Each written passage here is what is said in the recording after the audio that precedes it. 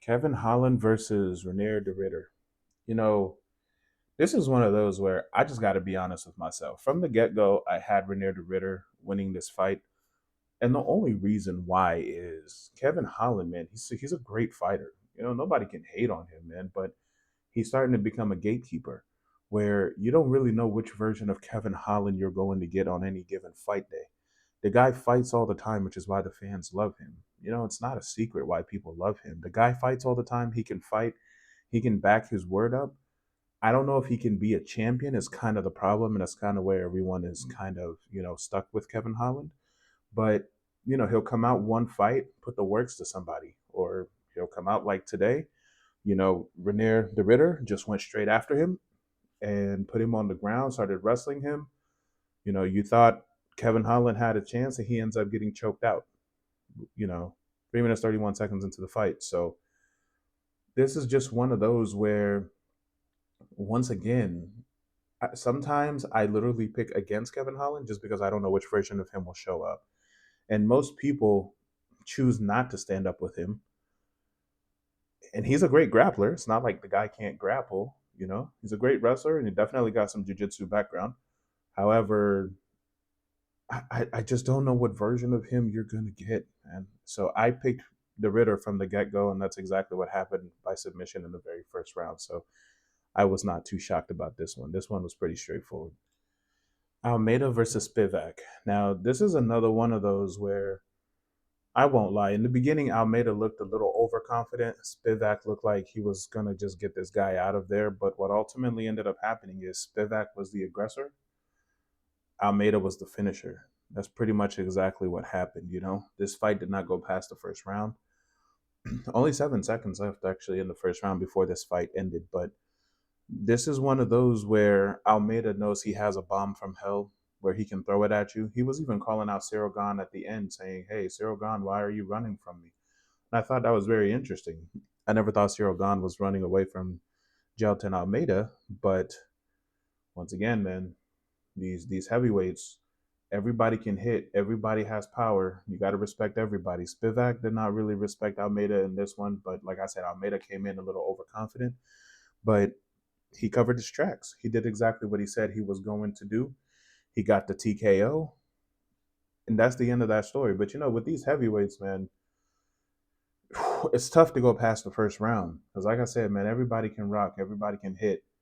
Everybody can put the lights out on anybody at any given moment in the fight.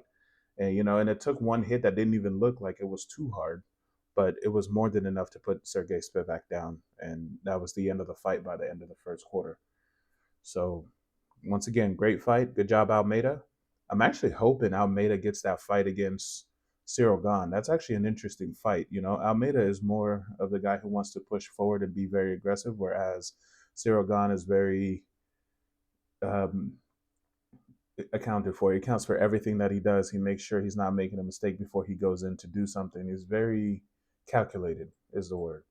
So that's an interesting fight. And they both have power. Cyril Gahn is not a guy that really wants to put you out with one hit. He wants to break you down over time. So that's a fun fight. The power versus the technique and the patience. Yeah, UFC, let's make that happen.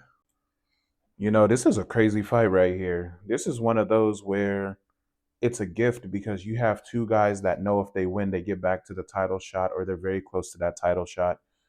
And then at the same time, you only give them 3 rounds for a fight that means so much. So they're going to go out there and give everything that they got. In the very first round, Hill comes out and he kind of almost shows no respect to Prochazka, almost as if Hill is the only one who has power. But Hill is the one that ends up taking almost all the damage in the first round. He keeps getting caught. And after he got dropped, everything started changing. The plan starts to go out the window. He's definitely listening to his coaches bit by bit, but you can tell he put himself in a little bit too much danger. And after that, he kind of had the game plan a way to get out of it because he was getting touched up, had a bloodied up nose, so he had to start opening his mouth to breathe. I mean, a lot really could have went wrong in that first round, and Prohaska kind of had to make that happen because that's kind of how he, creates chaos, makes you make a mistake, and then makes you pay for it. But Hill, even after being dropped, never went away.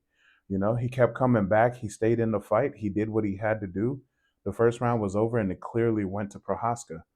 Now, in the second round, Hill had to come out and take that round. It was do or die because if he lost that round, this fight was going to be over very quickly.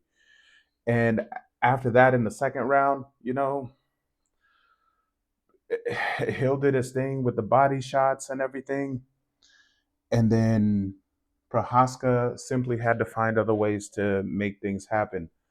But ultimately, this fight will come down to the third round. And in the third round, it's all Prohaska. Prohaska comes out. He shows almost no respect to Hill. Yes, the body shot almost, put him down, but he recovered from that very quickly. But shortly after, man, Prohaska just comes out and it's like, you know what? I'm going to create chaos. I'm going to make this look dirty, have some dirty boxing going on, some random kicks to the body, let Hill touch him up in the body. So it made him almost look kind of weak. And in all honesty, what ended up happening is what everybody expected. Prohaska knocks out Jamal Hill. Jamal Hill was just getting touched up way too much in this fight. He took way too much damage, far more damage than we are used to seeing him take. You know what I mean? And it's not even the norm that we are used to seeing with Jamal Hill. This is probably the most danger I've ever seen him in any fight, and he has to realize, man, look, you're a light heavyweight, which means you got power, but then what that also means is everybody else has power. You got to respect them. You still got to come out and put down a game plan in the fight, that keeps you protected, does not put you in harm's way, and allows you to win because everybody there, man, the number 3 ranked guy, he's there because he's just as good as you are, you know? And Prohaska had to do exactly what he had to do to put the fight away. Prohaska came out and said, he has to change up the way that he did things after the second fight against Alex Pereira. And you can definitely see a little bit of evolution in Prohaska after this fight. Jamal Hill, man, he put up a great fight, but the damage just kind of took over in the 3 rounds. But I'm definitely thankful that the UFC was smart enough not to make this the co-main event because it would have stretched it out to 5 rounds and they would have fought differently. Whereas at 3 rounds, every round means just a little bit more in the meantime. So, man, thank you, Dana White and team, for making this fight happen. This was a beauty. In the first round between Marab and Umar Nurmagomedov, you know, in all honesty, Marab did not respect Umar at all, man. It took about until 14 seconds was left in the round for a big right hand to just land on the chin of Marab, and that shook Marab up. He was shaking up to try to find his feet. He was definitely not okay in that moment. Before that, the stand up exchanges were great. Everybody was calculated, but Umar has to worry about the takedown, man. Marab is very good. We have to keep that in mind, you know? And Umar does not want to be taken down, so every time Marab comes in for a punch, he almost gets a free punch because the way he moves his body almost looks like he's just going to take him down. But let me tell you, that punch that landed with just a little over, I said about 14, maybe about 20 seconds left. Let me tell you, that punch got Marab's attention, and now Umar's going to get some confidence from this because he knows he can touch him. In round two, you can clearly tell that Umar Nurmagomedov definitely has the advantage on the stand-up game, okay? He's the first one that I've ever seen probably make Marab back up in a fight. And Marab is getting pieced up. He's getting touched. His game plan literally just went out the window, and you can see it in his eyes. He has to change up his game plan if he wants to win this fight because there's a chance that he definitely lost the first round, especially with the significant strikes. And then the second round, man, that's a tough one, because Umar is in there. Like I said, when he tries to take him down, the great defense and Umar being just an athlete is preventing the takedown. So Umar winning the striking or having the advantage in the striking on the feet, and then Marab trying to take him down but can't, and then it's losing the striking. You got to think he's down 2-0 at this point. And now in the third round, Marab's, he's finally able to close the distance. So Umar's striking is not as significant anymore. And what's more important is that the cardio is starting to take over. Umar's getting tired, man. Umar has to go at this pace for 25 minutes. We don't know if he can do it. I mean, he has cardio, don't get me wrong, but can he do this for 25 minutes? Marab can. So Marab is just pushing the cardio, and now it's working. He's closing the distance, landing his punches. Finally, they're not tied on significant strikes. Marab finally has more significant strikes than Umar. So definitely, I would still say it's 2-1 at this point after the third round, but we got to keep a close eye on this. This one's close.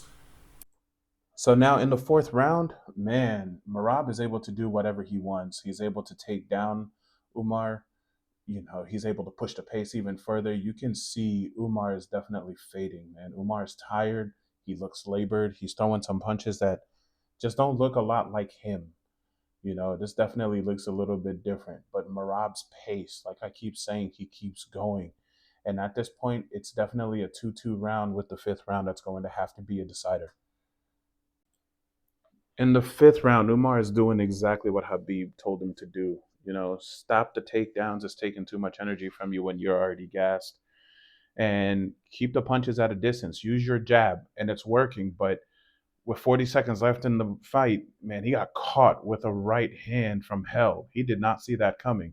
And Marab is still pushing the pace over and over. I mean, even Umar got stunned, and Marab is showboating a little bit and then takes him down with about 23 seconds left. And you can just tell he's kind of taking the will away from Umar. And Umar is just trying to do anything he can to kind of survive this. But Marab's pace ended up being the defining moment of this fight.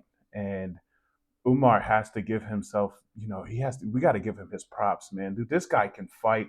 He stayed in the fight for 5 rounds against Marab and did his thing. We got to congratulate him, man, because this is not something easy. Marab just took him into deep waters and kind of tricked him into following his own game plan. But great job by both guys. The main event is definitely time for that. And in this one, I said it from the get go that Moicano needs to keep this fight standing. If this goes to the ground, it can get ugly very quickly. This fight did not last long at all.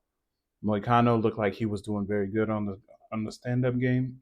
Looks like that's where he definitely had his chance. But Islam Makhachev just tricked him, got him to the ground, and got him in the Darce choke. The second he got into that Darce choke, I knew the fight was over immediately. And Moicano was tapping almost in a hurry, like get this guy off me as quickly as possible. He was definitely hurt in that moment, but he was proud of himself in defeat. He remained humble. He didn't talk trash after that. He did talk a lot of trash, throughout the whole week, but he only had 1 day notice to actually fight Islam, and he said quite a lot of things, and Islam kind of just put that to bed very quickly. You can kind of see exactly why Islam is the pound for pound best fighter in the world right now. Who's gonna beat this guy at 155? Man, I don't know. It's gonna take someone special, and it might have to be that old boy from 145 has to come up. Ilya Topuria might be the best answer to come up and kind of put just an unseen pressure on Isam Makhachev, but that doesn't mean anything, man. Isam can still put him away. So we will definitely see how that fight goes. I'm pretty sure Ilya Topuria will move up to 155 at some point, whether he wants to have 2 belts or not. Or he might just move to 155 in general, just because it may be easier for him to make that weight class. So we're definitely going to have to be patient and see, but this should be very interesting. Thank you very much for your time today, guys. Definitely like and subscribe, and we will have much more coming for you. Have a good one.